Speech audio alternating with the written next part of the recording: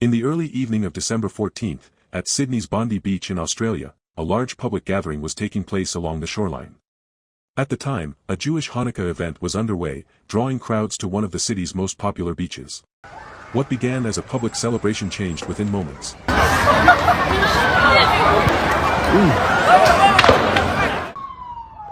Without warning, gunfire erupted near the crowd.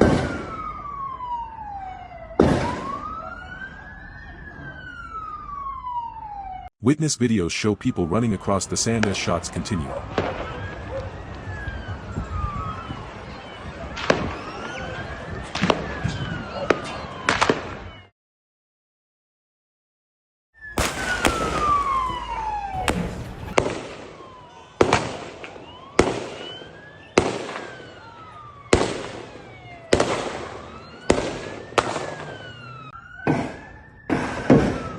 Oh!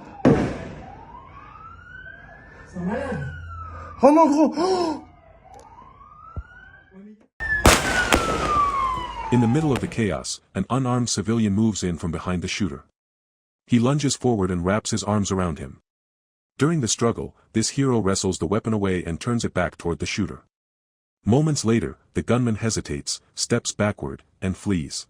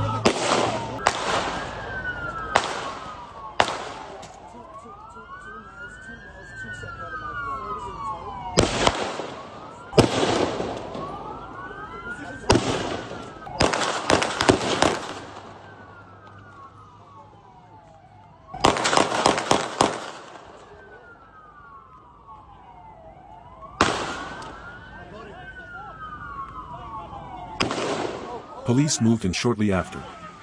Authorities said the immediate threat had ended. The two suspects were identified as a father and son. The father was fatally shot by police, while the son remains in critical condition, receiving treatment under police guard. Authorities later confirmed that the suspects had rented a nearby Airbnb the day before the attack. Surveillance footage shows them leaving the location before heading to Bondi Beach. The Good Samaritan who intervened was later identified as a local fruit vendor and a father of two. He risked his life confronting the shooter, was injured by gunfire during the struggle, and is currently receiving medical treatment. Both the Israeli and Australian governments expressed gratitude, saying the civilians' actions helped prevent further loss of life. There are still wonderful, brave Australians that are prepared to risk their lives to help a complete stranger.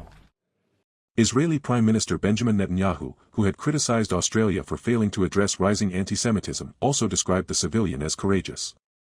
We saw an action of a brave man, turns out a Muslim brave man, and I salute him, that stopped one of these terrorists from killing innocent Jews. U.S. President Donald Trump condemned the shooting, calling it a clear act of anti-Semitic violence. Britain's King Charles III said he was deeply shocked and saddened by what he described as a horrific anti-Semitic attack. Australian media said this shooting is the deadliest tragedy to hit the Jewish community since the Gaza war. As of the latest official update, authorities confirmed 16 people were killed and 43 others injured. The victims included a 10-year-old child and an elderly Holocaust survivor in his 80s.